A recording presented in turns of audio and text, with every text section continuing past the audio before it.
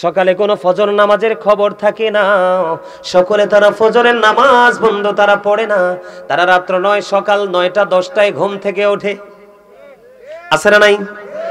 বন্ধুরে আমার নবী হাদিস শরীফের মধ্যে এসেছে, আমার রাসূল বলেছে, তোমরা সুবহে সাদিকের পর থেকে সূর্যাস্ত পর্যন্ত আর ঘুমায়ো না। এই সময়টার মধ্যে বান্দার জন্য রিজিক বন্টন করা হয়। ওই সময় তোমরা রিজিকের জন্য অপেক্ষা করো। এখানে সবচেয়ে বড় মজার বিষয় হলো সুস্থতার জন্য যে জিনিসটা বেশি প্রয়োজন। বন্ধুরে আমার, আল্লাহর হাবিব তিনি বলে দিয়েছেন, মা খাতুনে জান্নাত ফাতেমা তিনি বলতেছেন, আমার নবী আমার বাবা আমার কাছে সকালবেলা চলে আসলেন, এসে বললেন, মা গো উঠে যান, সকালবেলার ঘুমানো যাবে না। ইয়া রাসূলুল্লাহ, বাবা গো কেন ঘুমানো যাবে না?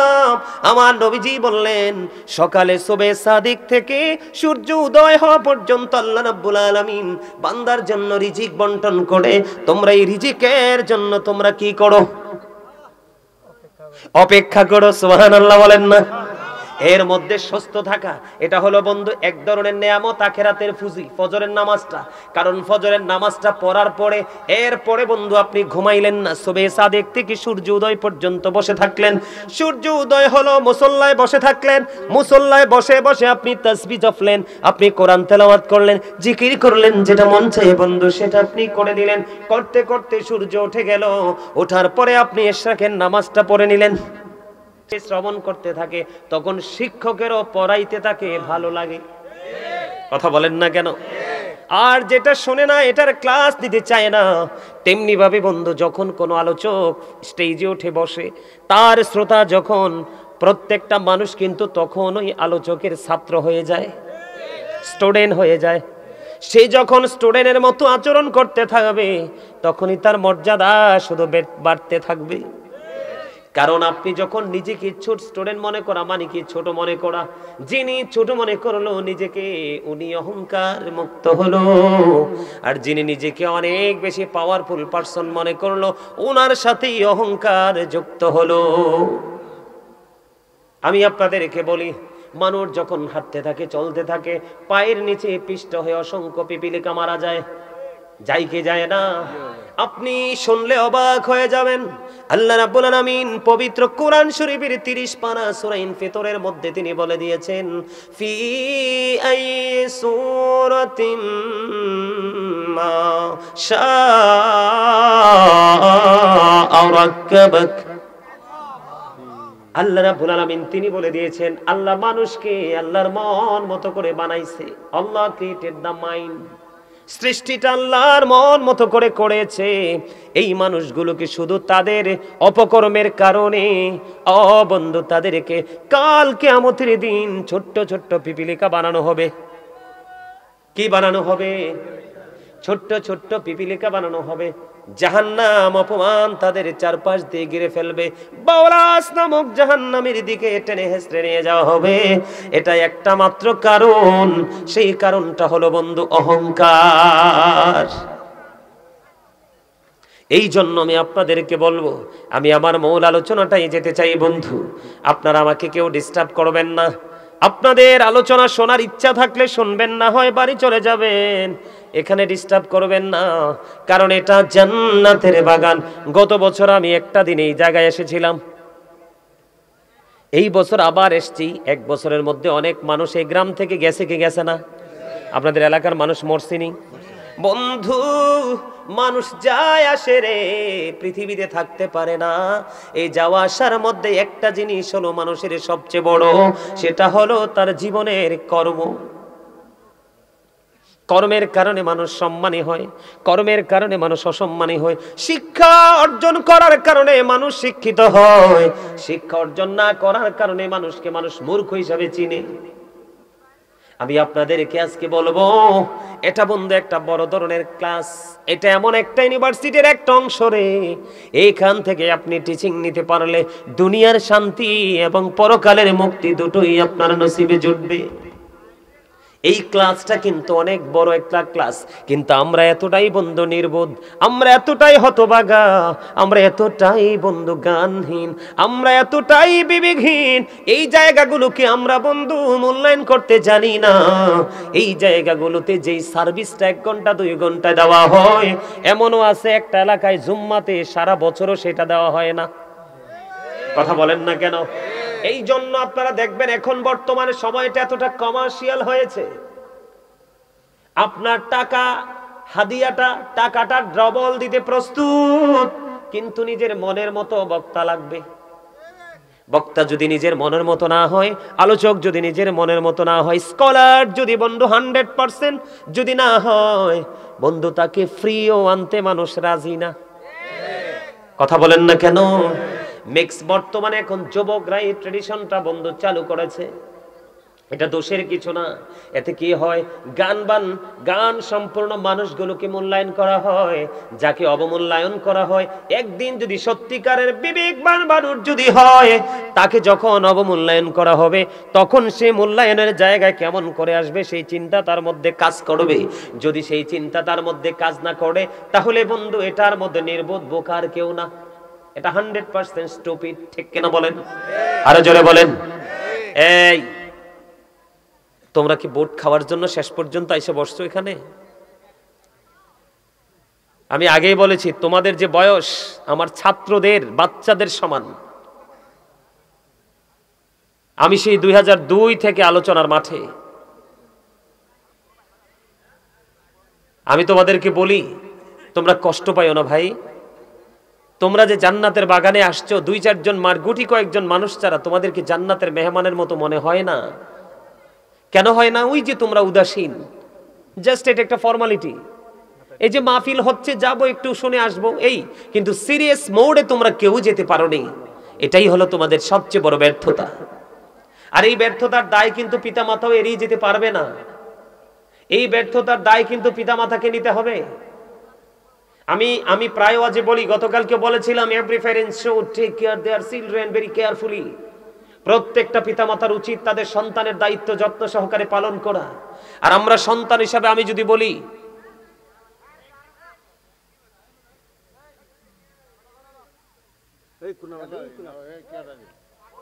এখানে না, আউটসাইড।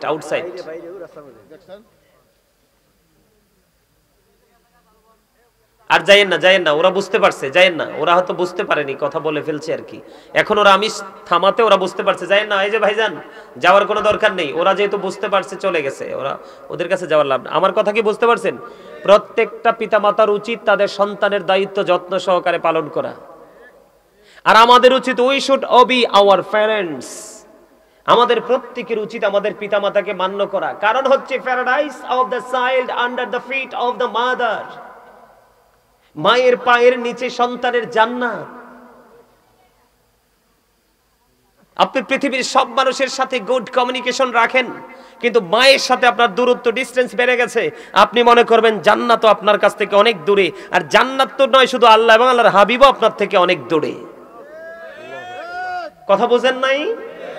এখনকার মানুষের কিন্তু স্বজন প্রীতি বেশি, কিন্তু আপন স্বজনের খবর নাই। কথা বলেন না কেন? এই জায়গাটা তৈরি হওয়ার কারণ হলো, এই জায়গাগুলোকে আমরা মূল্যায়ন করতে জানি না। এখানে যারা আসে তাদেরকে ভালোবাসতে জানি না। আমরা শুধু বৈষম্য করতে করতে আজকে নিজেরাই বৈষম্যের শিকার। সম্মানিত উপস্থিতি, বাবা যারা হয়েছেন, বাবাকে আমি বলছি, মা যারা হয়েছেন চান্দি নম্বরপুর পনসাই গ্রামের আমার মা গো, হৃদয় খুলে শোনো। আমি আমার বোনদেরকে বলছি, বোন হৃদয় খুলে শোনো। আজকে যারা আবার এই জান্নাতের বাগানে উপস্থিত হয়েছো, যুবক বন্ধু, তোমাদেরকে বলছি, তোমরাও শোনো। তোমরা অতটা ছোট না, অতটা বিবেকহীন নও। কাল বাদে পরশু তোমরাও বাবা হবে। আজকে তুমি যে বাবাকে, মাকে, মায়ের হুকুম অমান্য করে যে কষ্ট দিয়েছো, আগামী কালকে সেই কষ্টটা ডাবল রূপে তুমি রিটার্ন পাবে। মনে রাখবা, আমি আজকে এখানে বলে গেলাম, বেঁচে থাকবো বা মরে যাবো জানি না, দেখা হবে কিনা সেটাও জানি না। মনে রাখবা, বলে হুজুর এখানে আসলেন কেন? তার কারণ হলো, আল্লাহর হাবিব সরকারে মদিনা তিনি জানিয়ে দিয়েছেন, বাবা মা যারা হয়েছেন তাদেরকে আল্লাহর হাবিব বলে দিয়েছেন, আদিবু আওলাদাকুম আলা তালাতি খিসালিন হুব্বি নবীকুম ওয়া হুব্বি আহলি বাইতিহি ওয়া আলা কিরাতিল কুরআন।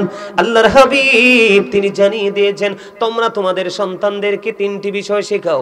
এখন তিনটির মধ্যে ফার্স্ট কোনটা? হুব্বি নবীকুম, teach the love of the prophet, নবীর ভালোবাসা শেখাও। ওয়া হুব্বি আহলি বাইতিহি, টিচ ফ্যামিলি লাভ, নবীর পরিবারের ভালোবাসা শেখাও, নবীর আহলে বাইতের ভালোবাসা শেখাও।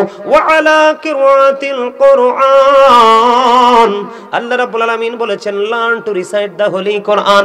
বন্ধু আমি প্রতিদিন চেষ্টা করি, আমি যদি বলি I recite the holy Quran everyday in the morning and evening, আমি প্রত্যেক দিন কোরআন তেলাওয়াত করার চেষ্টা করি, হয় নিখুঁত কোরআন শরীফ না হয় কিতাবের মাধ্যমে, কারণ এই কোরআন হলো আপনার আমার জন্য ল। সুবহানাল্লাহ বলবেন না? আজকে আমি তোমাদেরকে বলি, তোমরা যে চুল কেটেছো ইহুদিদের স্টাইলে, আজকে তোমরা যে তোমাদের জান্নাতের বাগানে এসেছো, তোমাদের ধর্মীয় সংস্কৃতির একটা গুরুত্বপূর্ণ জায়গা, এখানে এসেছো মেহমান হয়ে আসতে পারোনি। তার কারণ তোমরা 24 ঘন্টা 24 আওয়ার্স তোমরা কি করো? ইহুদিদের সংস্কৃতিকে তোমরা লালন করো।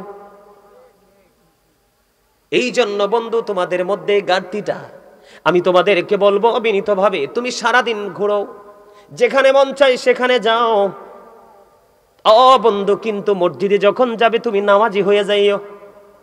মাহফিলে যখন আসবা তুমি জান্নাতের মেহমান হয়ে আইসো। এই যে ছেলেটাকে দেখো, ওরে আমি কত বছর এখানে পাইছিলাম, কত সুন্দর পাঞ্জাবি পড়েছে, কত সুন্দর টুপি দিয়েছে।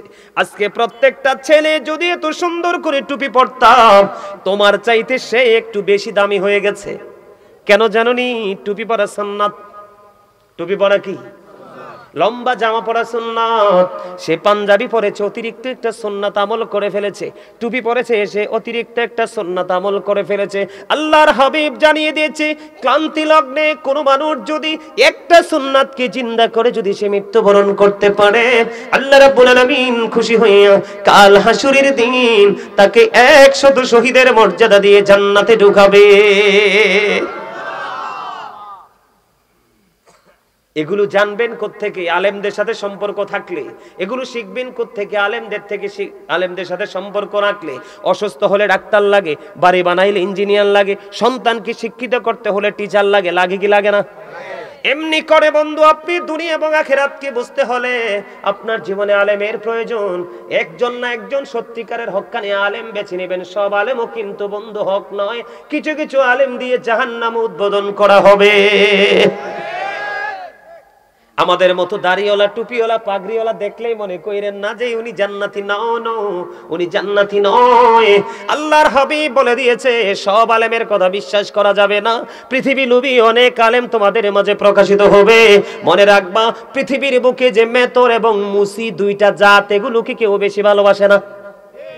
আল্লাহর হাবিব বলে দিয়েছেন ওই মেতর এবং মুচি ওইগুলোর চাইতেও নিকৃষ্ট হবে পৃথিবীতে আলেমরা কিয়ামতের আগে। কারণ তারা নিজের স্বার্থের জন্য, সুবিধার জন্য মন গড়া কথা বলে বলে মানুষকে ধ্বংসের দিকে নিয়ে যাবে। আজকে বাংলাদেশের মধ্যে দেখেন বন্ধু, ফতুয়ার শেষ নাই। একজন দেয় ঠিক ফতুয়া আর বাকি 72 জন দেয় রং ফতুয়া। আমার কথা নয়, রাসূল বলেছেন। কে বলেছেন? আরো জোরে বলেন।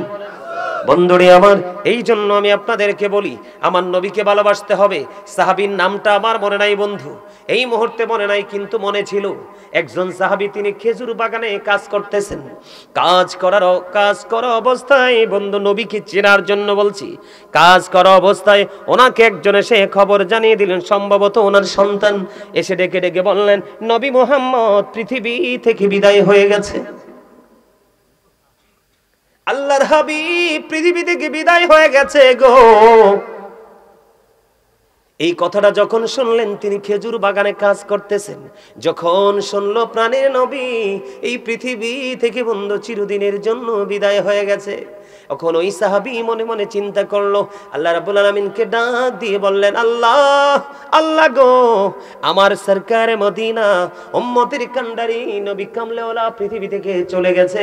যেই নবীকে আমি এই চক্ষু দিয়ে জীবনে আর দেখতে পাবো না, আমি আমার এই চোখের আলো থাকুক সে সেটা আমি চাই না, তুমি সঙ্গে সঙ্গে আমাকে অন্ধ করে দাও।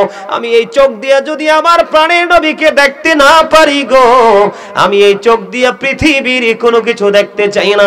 বন্ধু, ওই সাহাবীর সিনায় আমার নবীর এত বেশি গভীর প্রেম ছিল, সঙ্গে সঙ্গে তার চক্ষুগুলো অন্ধ হয়ে গেল, আর পৃথিবীর কোনো কিছু সে দেখতে পায় না। এরকম দোয়া কেউ করেনি, কিন্তু নবী চলে গেছে, নবীর বিরহ সে মানতে পারছে না, চোখ অন্ধ হয়ে যাওয়ার জন্য বলছে, তার চোখ অন্ধ হয়ে গেল। আমি আপনাদেরকে প্রেমটা বোঝানোর জন্য বলেছি বন্ধু।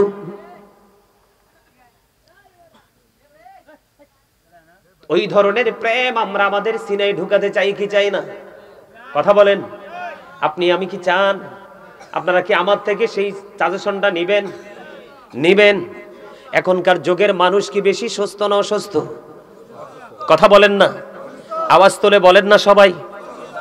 এখনকার মানুষ বেশি তো রোগা, সুস্থ মানুষ পাওয়া খুবই মুশকিল। গ্রামে পর্যন্ত গেলে দেখা যায় মহিলারা বন্ধু ডায়াবেটিস হয়ে গেছে, বিভিন্ন রোগে আক্রান্ত। আছে না নাই? আমার দিকে তাকান, আমি শুরু করতেছি বন্ধু। ওই যে বলেছি আপনার আমার প্রাণের নবী আমাদের জন্য সত্য নিয়ে এসেছে। قد جاءكم الرسول بالحق من ربكم فآمنوا خيرا لكم। আল্লাহ রাব্বুল আলামিন বলে দিয়েছেন, হাবিব, আল্লাহর প্রিয় হাবিব, আমাদের রাসূল আপনার আমার প্রাণের নবী আল্লাহর পক্ষ থেকে আমাদের কাছে সত্য নিয়ে এসেছেন। ফা আমিনু, সুতরাং তোমরা ঈমান আনো, খায়রুল লাকুম, তোমাদের জন্য কল্যাণ হবে। এই কল্যাণটা বধু সুন্দর দুনিয়ায় নয়, এই কল্যাণটা বন্ধু আখিরাত পর্যন্ত চলে যাবে। জোরে জোরে বলুন না সুবহানাল্লাহ। আমি আপনাদেরকে আরেকটা কথা বলে, কদ জাআকুম মিনাল্লাহি নূরুন ওয়া কিতাবুম মুবিন। আল্লাহর হাবিব আল্লাহর পক্ষ থেকে বন্ধু সুস্পষ্ট নূর হিসাবে এসেছেন, ওয়া কিতাবুম মুবিন, সুস্পষ্ট কিতাব হিসাবে এসেছে। জোরে জোরে কন্না সুবহানাল্লাহ। তাহলে এই আল্লাহর হাবিবের জবান মোবারকের কথা মানার দরকার আছে না নাই? আরো জোরে বলেন, আমার দিকে তাকান। যদি থাকে সেটা, তাহলে আপনাদেরকে বলবো, আমার আলোচনায় মূল আলোচনায় ঢুকতেছি, হৃদয় খুলে শুনতে থাকবেন বন্ধু। আমি আপনাদেরকে বলে দিতে চাই, এখানে দুইটা নেয়ামত আমি বলেছি, দুনিয়ার সুস্থতা এবং আখিরাতের সুস্থতা দুইটাই মিলবে। এখনকার যুগের মানুষ দেখবেন, ম্যাক্সিমাম মানুষ বন্ধু, শহর গ্রাম সব জায়গায় ম্যাক্সিমাম মানুষ আপনারা দেখতে পাবেন, তারা কি করে রাত্র 12টা 1টায় ঘুমায়। সকালে কোনো ফজর নামাজের খবর থাকে না, সকলে তারা ফজরের নামাজ বন্ধু তারা পড়ে না, তারা রাত্র 9 সকাল 9টা 10টায় ঘুম থেকে ওঠে। আছে না নাই বন্ধুরে আমার? আমার নবী হাদিস শরীফের মধ্যে এসেছে, আমার রাসূল বলেছে, তোমরা সুবহে সাদিকের পর থেকে সূর্যাস্ত পর্যন্ত আর ঘুমায়ো না। এই সময়টার মধ্যে বান্দার জন্য রিজিক বন্টন করা হয়, ওই সময় তোমরা রিজিকের জন্য অপেক্ষা করো। এখানে সবচেয়ে বড় মজার বিষয় হলো সুস্থতার জন্য যে জিনিসটা বেশি প্রয়োজন। বন্ধুরে আমার, আল্লাহর হাবিব তিনি বলে দিয়েছেন, মা খাতুনে জান্নাত ফাতেমা তিনি বলতেছেন, আমার নবী আমার বাবা আমার কাছে সকালবেলা চলে আসলেন, এসে বললেন, মা গো উঠে যান, সকালবেলার ঘুমানো যাবে না। ইয়া রাসূলুল্লাহ, বাবা গো, কেন ঘুমানো যাবে না? আমার নবীজি বললেন, সকালে সুবহে সাদিক থেকে সূর্য উদয় হওয়া পর্যন্ত আল্লাহ রাব্বুল আলামিন বান্দার জন্য রিজিক বন্টন করে। তোমরা এই রিজিকের জন্য তোমরা কি করো? অপেক্ষা করো। সুবহানাল্লাহ বলেন না? এর মধ্যে সুস্থ থাকা, এটা হলো বন্ধু এক ধরনের নেয়ামত, আখিরাতের পুঁজি, ফজরের নামাজটা। কারণ ফজরের নামাজটা পড়ার পরে এরপরে বন্ধু আপনি ঘুমাইলেন না, সুবহে সাদিক থেকে সূর্য উদয় পর্যন্ত বসে থাকলেন। সূর্য উদয় হলো, মুসল্লায় বসে থাকলেন, মুসল্লায় বসে বসে আপনি তাসবিহ জপলেন, আপনি কোরআন তেলাওয়াত করলেন, জিকির করলেন, যেটা মন চায় বন্ধু সেটা আপনি করে দিলেন। করতে করতে সূর্য উঠে গেল, ওঠার পরে আপনি ইশরাকের নামাজটা পড়ে নিলেন। সুবহানাল্লাহ বলেন না? আর জোরে বলেন। ইশরাকের নামাজ যখন বন্ধু আপনি পড়ে নেবেন, আল্লাহর হাবিব সরকারে মদিনা তিনি বলে দিয়েছেন, তুমি যখন এই ইশরাকের নামাজ পড়বে, তোমার আমলনামায় একটা উমরা এবং একটা বড় হজের সওয়াব তোমার আমলনামায় দেওয়া হবে। এখানে দুনিয়ার নিয়ামতটা কোনটা? এই যে আপনি বললেন সকালে ঘুম থেকে ওঠা, নামাজ কিন্তু একটা শারীরিক ইবাদত। এর মধ্যে বড় নিয়ামত হলো বন্ধু সকালবেলা সর্বপ্রথম যখন সূর্যটা ওঠে, আপনি যখন ফজরের নামাজ পড়ে কিছু সময় যখন রোদ্রের তাপ আপনার গায়ে লাগাইতে পারেন, তখন এই সকালবেলা ভোর সকাল ফার্স্ট টাইমে যখন সূর্য উঠে, সূর্য ওঠার সঙ্গে সঙ্গে যখন বন্ধু সূর্যের কিরণটা আপনার গায়ে লাগে, আপনার শরীরে কখনো ভিটামিন ডি এর কোনোদিন ঘাটতি হবে না। আর জোরে বলেন না সুবহানাল্লাহ। এইদিকে বন্ধু, এইদিকে কি হয়ে গেল? ফজর আদায় হয়ে গেল, ফজরের পর পর ইশরাকও আদায় হয়ে গেল। এই দিক দিয়ে সকালবেলা বের হয়ে হেঁটে হেঁটে আপনি একটু কোথায় গেলেন? সূর্যের আলোতে গেলেন, ভিটামিন ডি আপনি সংগ্রহ করে নিয়ে আসলেন।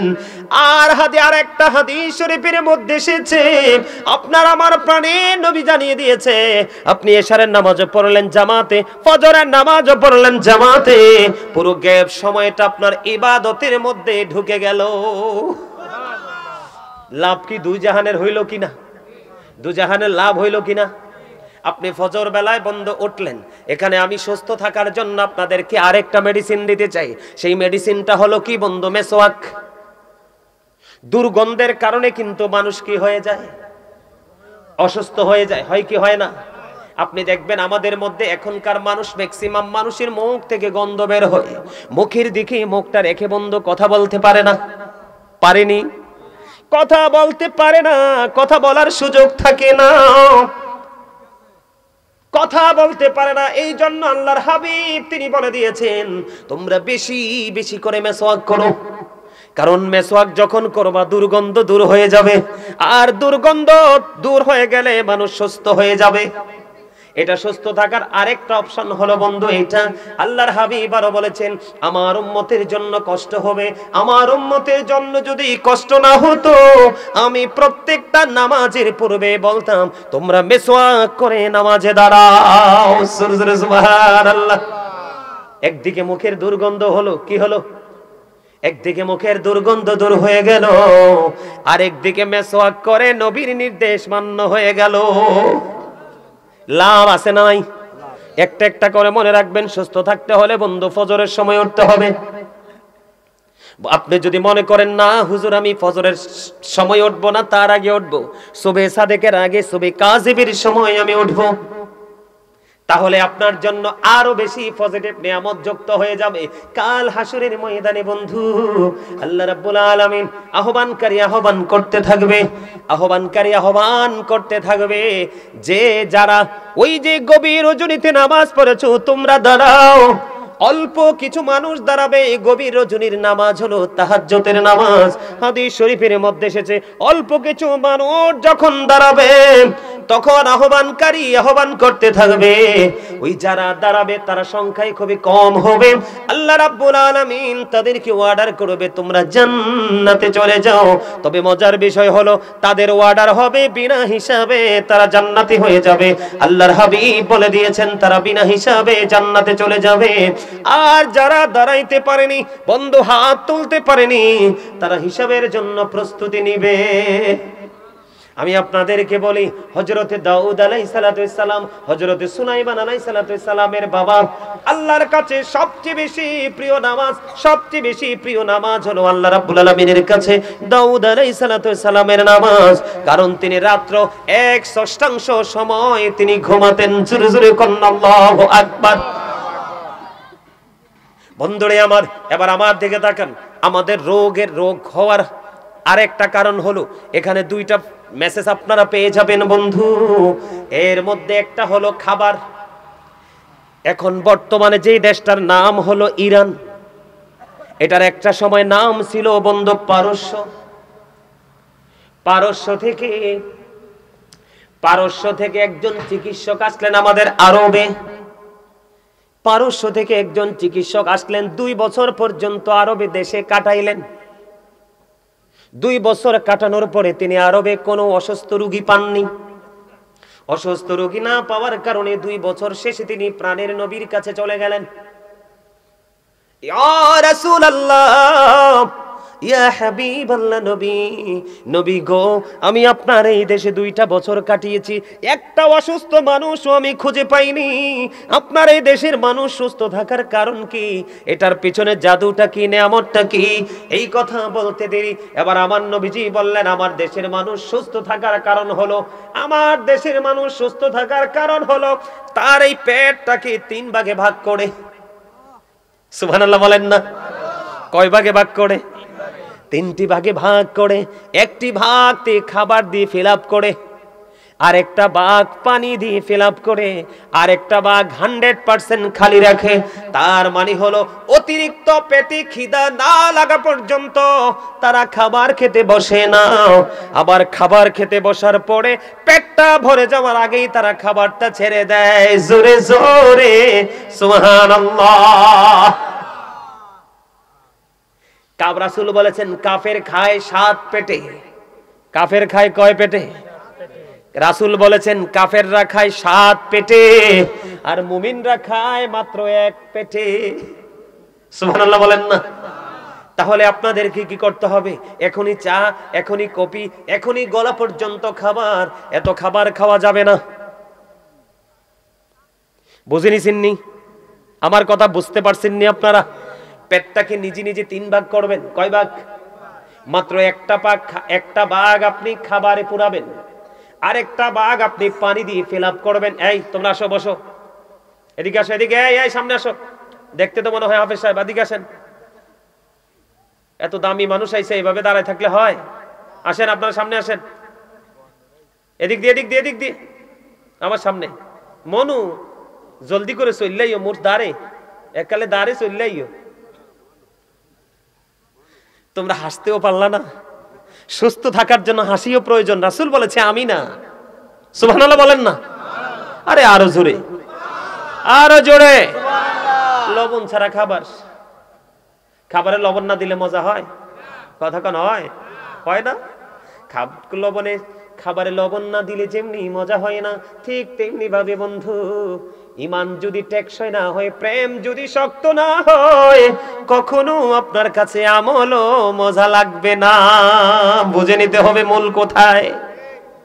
আল্লাহর হাবিব আরো বলে দিয়েছেন, দুর্বল ঈমানদারের চাইতে শক্তিশালী ঈমানদার আল্লাহর কাছে বেশি পছন্দ।